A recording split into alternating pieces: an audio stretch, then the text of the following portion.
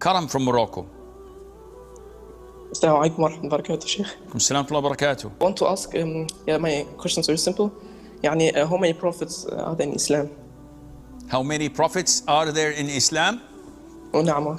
Allah Azza wa Jal has mentioned in the Qur'an that some we have mentioned to you and some we have not.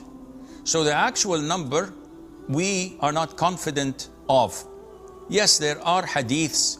Some of them were labeled as Hasan by Sheikh al-Albani, stating that the number of messengers are like something of around 113, 14, I'm not sure, or 300 and plus, while the number of messengers is 114,000, the number of prophets of Allah. But when you look deep down to the other scholars, you would find that they've graded it as weak. So to us, we do not have a concrete, solid evidence indicating the number of messengers or the number of prophets. But we believe in holistically of their existence and of their role and their status at the sight of Allah Azza wa Jal. Those who were mentioned to us in the Qur'an and in the Sunnah, we believe in them.